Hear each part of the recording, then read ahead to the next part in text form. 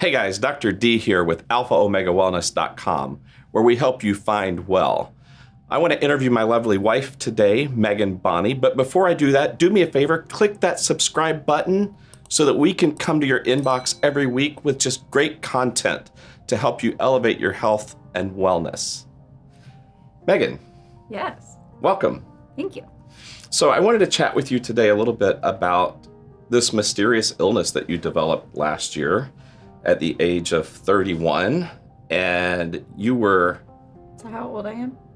You're 32 now, yes. Okay. So you were healthy up until a point last year, and so... Yeah, well, that's relative. What happened? Well, we were just sitting in bed, we had had dinner, and all of a sudden I felt my heart rate just tick up, and I felt terrible. And I told you I didn't feel well, and then you felt my radial pulse and wondered if I had gone into SVT, which is a rhythm of my heart that people can kind of come in and out of. And it's a really rapid heart rate, but it's regular. And if you don't catch it when that heart rate is at 160, 170, 180, and it breaks, you can find that the heart rate's now coming back down, and you were at like 120, 110 when I checked you. Right. So I wondered, like, well, could this have been SVT? Mm-hmm. And so we didn't really do much about it. We got back into bed, and I still felt weird. And I put my Apple Watch on just so if it happened again, we might be able to capture it. And we were sitting there, and about, 20 minutes later, all of a sudden I got what other people might call, and what I soon felt, this impending sense of doom. And I got this rush of blood to my core, and I really felt like I was gonna die. Yeah, you said it's happening again. And I think at that point your heart rate was like 164 or something. And it was different than before. I can't even begin to explain how different this episode felt.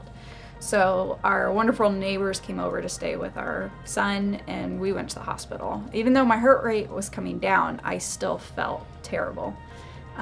So we spent several hours in the ER. My EKG looked abnormal, and we ended up going home with a referral to cardiology, and that kind of started the next month of me feeling all kinds of symptoms, shortness of breath. I couldn't go up the flight of stairs at home without my heart rate being 140. Yeah. Just being so winded that it was untenable. Yeah, I remember people saying, well, do you think she could have anxiety? And I'm like, anxiety doesn't make your heart rate go to 140 just going up a flight of stairs. Right. I mean, I was anxious at this point because I thought I was dying. I had so much chest pain, radiating down my left arm. Like everybody says, you could be having a heart attack. And I was anxious, but not anxious that was causing these symptoms. Right, you were anxious because you were having the symptoms. Yeah.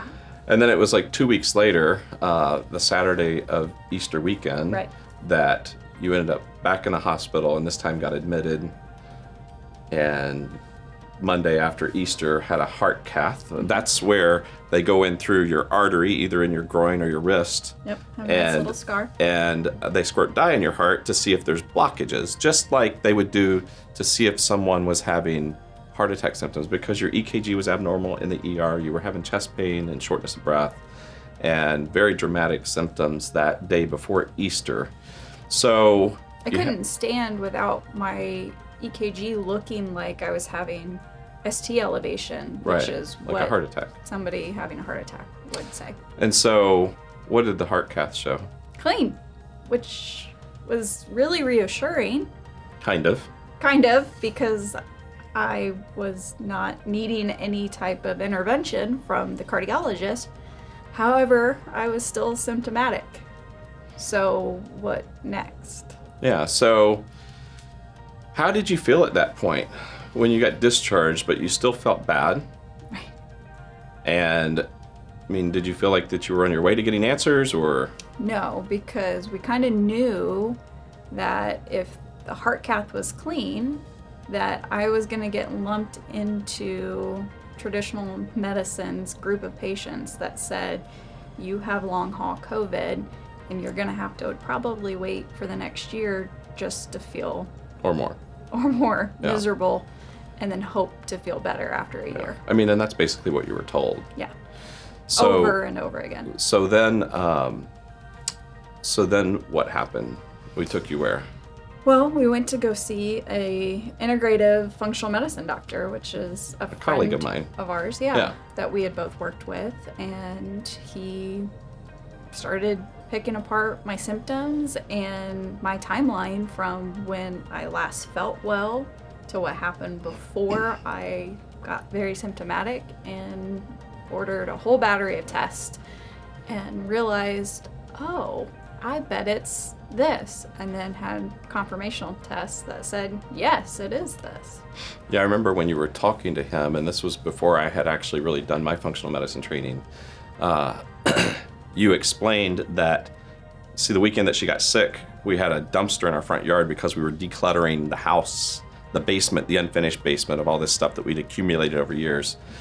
And I remember he said, what were you doing? And we told him that. And he goes, that's interesting. And I'm thinking still like a conventional allopathic doctor. I'm like, well, no, that's not interesting. It wasn't hot out. You weren't dehydrated. It was like 73 degrees early April. Mm-hmm. And he said, no, it's interesting that you were in and out of the basement.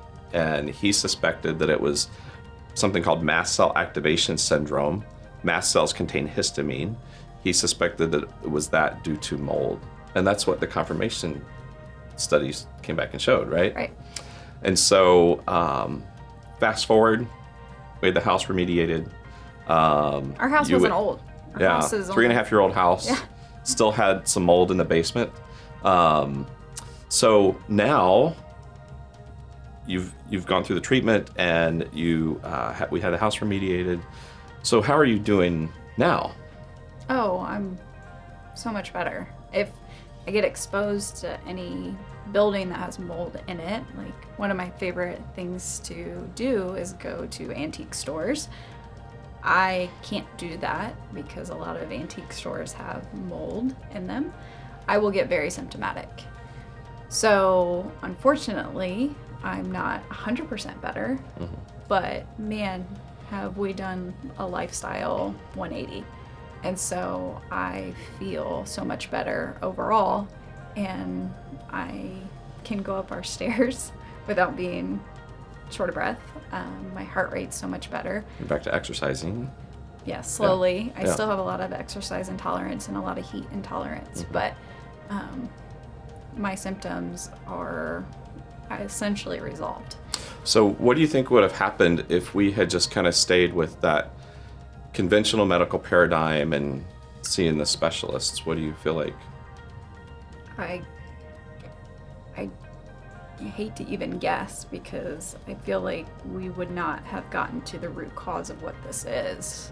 We would have been stuck in this loop potentially, mm-hmm. of in and out of the cardiologist and potentially in and out of the ER, because my symptoms, even knowing what we did, progressed to where I started reacting to food, and I was getting where you talked about that mast cell activation syndrome, where I had never been allergic to food before, but I would ingest certain foods and I would break out in hives and rashes, and I couldn't eat but maybe 5 foods. Yeah. And so had we not known what we did, then we would have been in the ER. Seeing like an immunologist and all sorts of things. Yeah. So, that's something that comes up over and over again in our office at AlphaOmega Wellness. We see people who, they have all these symptoms, but they're told, well, your labs are fine. Or... Because my labs, if we just checked regular labs, yeah. I would have been fine. Right. And so we hear people who are told by their physicians, who are doing the best that they can, right. through the lens with which they're looking, that, well, your labs look fine and we can't find anything that's going on, so maybe it's this, or maybe you need to adapt, or maybe you're just getting older. And so, but we hear that. My labs are normal, but I still feel terrible. Mm-hmm. And so I think there are a lot of people out there who are suffering from some chronic illness, maybe not necessarily even mold, right. but they feel stuck. And oftentimes people are told, well, maybe you need to go see a psychiatrist. Maybe this is depression or anxiety. And the interesting thing is, a lot of times chronic illness leads to depression and anxiety because you're tired of feeling sick. Right. And so what have you learned from this in your own mind about how chronic illnesses should be approached? I think what I've really taken away most is being able to relate really well to our patients that come in to see us, and being able to tell them, like, it's okay, we're going to find the root cause, that these complex issues and symptoms that you're feeling it's overwhelming, and I can relate to that. I can empathize in a new way that, years of my nursing experience that I wasn't able to before, but I can now, and we're going to take the time to keep stripping away until we find what that root of your illness is. Yeah, I think that's really been a huge paradigm shift for us as we've moved as an office into more an integrative medicine style. Right. We believe that physician-led healthcare is a priority. I believe that physicians have the training, the depth and breadth. And so when you can approach things with that background in conventional medicine, but you also understand the weird esoteric testing that functional medicine does to really get to that root cause, you really get the best of both worlds. And so I think that a huge paradigm shift for us has been everything has a root cause. Right. Like, you just have to do the right tests and look in the right places and ask the right questions of the patients and do the right trials of therapies, whether that's change of diet or medication or whatever. But everything has a root cause. Right. And so even all the way to mental health, a lot of time mental health is just ascribed to, like, well, you have depression, you have bipolar. There's a root cause to that. Well, by stripping back to realize the things that predisposed me to being set up to be affected by the mold illness, because you live in the same house. Right. Our son lives in the same house. Right. Why was I predisposed to kind of tipping my toxic bucket, essentially? Yeah. Well, to having such a severe reaction to the mold illness. 25% of people have an immune system that will respond to mold that way. So it's very common for one person to be affected and not other people. That's typical, but that's one of the things that kind of plays into the rest of the family sometimes saying, well, you're just crazy. Right. We're fine, right? Right. And so let me ask you this. If there's somebody out there who is struggling with some chronic health issues and they've kind of run into a wall with seeing, kind of that conventional medical paradigm, what advice would you give them? I think the advice that I would give is that it's okay to seek alternative opinions. That, yes, there is an investment into seeking help from a functional medicine doctor, because it is a more integrative approach. You have the traditional training and you have this functional medicine training. So with training comes more of a financial investment. Yeah. We spent a lot of money to cast that net wide to find out what was wrong with me. And it was money we did not have. Starting a business is hard. And you really cast that guilt trip on me to spend that money because I didn't want to spend it on me. You told me that we only had 12 more summers with our child, so why waste one of them feeling as awful as I did? I did say that. That was pretty good. And so it really put it in perspective. And so I did invest that money, and it paid off because of how much better I feel now. And the life that we lead means that not only am I well again, I'm better than I've ever been. Right.